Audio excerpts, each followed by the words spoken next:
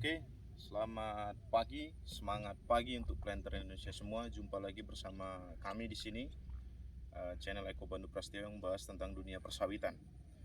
Kali ini kita berada di lokasi tanam baru ya.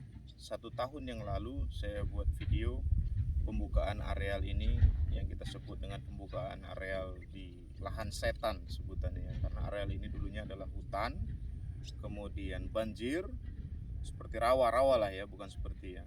Jadi artinya tidak ada yang mau atau berminat untuk membuka areal ini. Kemudian kita masuk, kemudian kita buat satu treatment dengan konsolidasi areal, dengan meninggikan pet pikul dan titik tanam. Akhirnya yang ada sekarang adalah seperti di hadapan kita sekarang. Hampir semuanya kita selesaikan menjadi areal tanam. Di sini kita akan membahas 2 hal. Yang pertama adalah pemilihan bibit untuk penanaman di tanaman baru di areal apapun ya, di areal darat ataupun ini terlebih di areal marginal. Ada orang bilang bibit yang bagus adalah bibit yang tua, yang tahan. Ada juga yang bilang bibit yang bagus bibit yang kecil. Karena apa? Karena akan cepat berintegrasi atau cepat menyesuaikan dengan kondisi areal. Ini sama-sama kita buktikan, usia tanaman sama-sama 1 tahun ya. Oke, kita langsung saja untuk melihat kondisi tanaman dengan bibit yang besar. Itu yang pertama. Kita akan lihat ini kondisinya. Bibit ini kita tanam usia 36 bulan atau 3 tahun ya. Ini kita sedang ada progres aplikasi janjang kosong. Kondisinya seperti ini ya, kondisinya seperti ini. Dia hijau, bagus, tapi memang pertumbuhannya agak stagnan. Pertumbuhannya agak-agak kurang cepat dibandingkan dengan nanti kita satu lagi, kita akan lihat areal yang menggunakan bibit yang masih kecil atau yang standar, bahkan di bawah standar. Saya kemarin berani tanam di usia 8 bulan, standarnya di usia 9 sampai 12 bulan. Tapi inilah kondisinya, belum ada yang keluar bunga ya, belum ada yang keluar bunga. Kemudian belum juga kita lakukan kastrasi, tapi masih masa pertumbuhan dan ini kita support dengan aplikasi janjang kosong, masih progres ya. Kemudian yang kedua, kita akan melihat yang lokasi kita tanam menggunakan bibit usia 8 bulan yang ada di sini. Kita coba masuk ke dalam. Sudah ada beberapa treatment, beberapa pekerjaan yang kita lakukan, tapi janjang kosong belum ya. Kita ke sebelah dulu, selesai baru kita ke sini. Yang jelas yang akan kita jelaskan yang kedua adalah masalah kastrasi. Kita masuk ke dalam.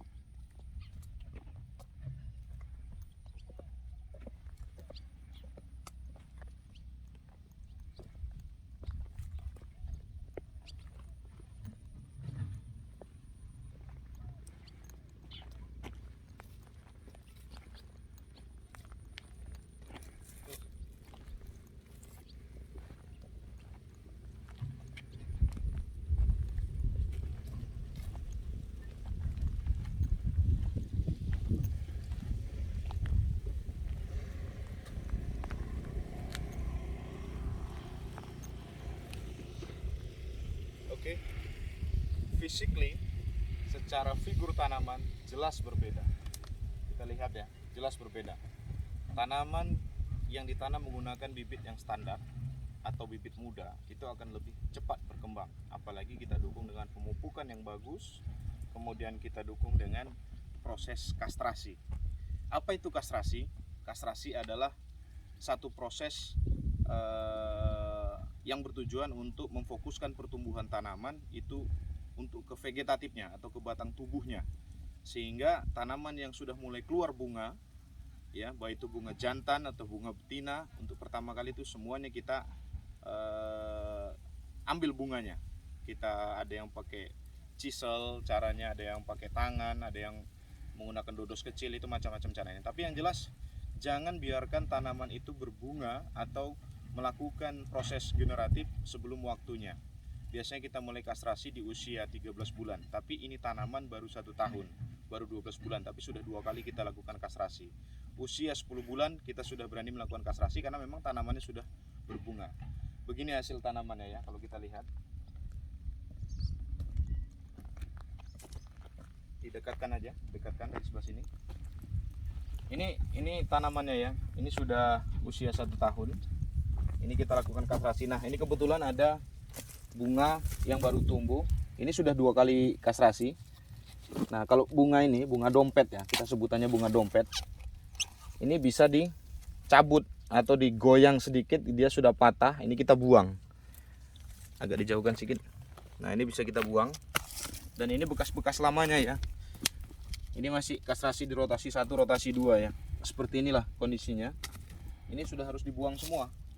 Terus kita lakukan kastrasi dengan periode 1 bulan sekali paling lambat. Ini kita buang. Jadi semua unsur hara yang diserap oleh tanaman fokusnya untuk pertumbuhan vegetatifnya dulu. Kalau kita lihat ini di sini batangnya besar, duduk batangnya sudah mulai besar. Kemudian yang paling terlihat di sini setelah dikastrasi adalah pelepah bawah atau pelepah sendok kalau saya bilang. Ini membesar ya. Ini membesar. Jadi artinya ini persiapan untuk dia nanti berkembang secara generatif. Artinya buah yang akan dihasilkan nanti di usia, kita targetkan 24 bulan dia sudah produksi ya. Artinya usia 17 kita sudah berhenti kastrasi, 17 bulan sudah berhenti kastrasi.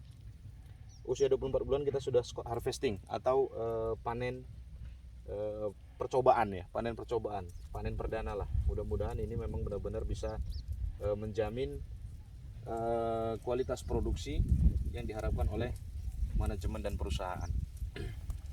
Oke, sebenarnya video ini saya buat proses kastrasi itu sebenarnya sangat familiar di perusahaan perkebunan, tapi ini bisa ditiru oleh petani-petani di seluruh Indonesia atau semua yang melihat video ini, betapa pentingnya proses kastrasi untuk perkembangan tanaman, kemudian untuk segi produksi. Kita lihat lagi ke depan.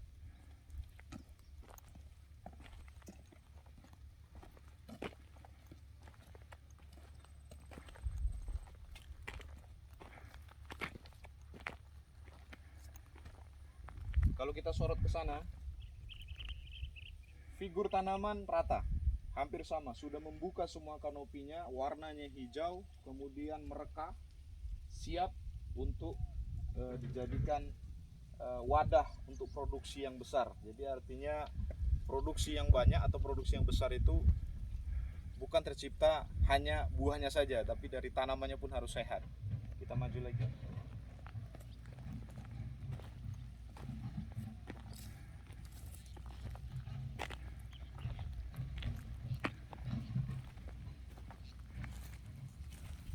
Oke, kita lihat ini satu. Kita lihat lagi satu ini.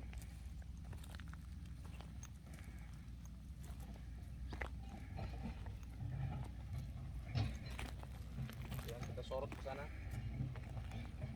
Semuanya hampir sama ya. Semuanya hampir sama, homogen. Ya. Oke. Dan ini kita lihat ini hasil kastrasi rotasi pertama ya. Ini bunga jantan, ini bunga jantan, masih bunga jantan rata-rata ya. Ini bunga jantan, ini bunga jantan. Dan di sini kita lihat bersih. Nah, dan kalau kita lihat ini adalah bekas pupuk ya. Ini pemupukan ya, pemupukan polisulfat. Dia sejenis pengganti rok fosfat ya, fosfat. Nah kemudian kita lihat juga di sini, ini pelepah dasar dari bibit tidak putus ya. Artinya masih bertahan ini sampai sekarang. Ini yang sudah kering bisa dicabut gitu aja, cuman yang ini nggak bisa. Artinya ini memang harus kita pertahankan. Ini pada saat proses kastrasi benar-benar harus kita hindari, ini nggak boleh cacat, nggak boleh luka. Yang kita ambil hanya bunga-bunganya saja.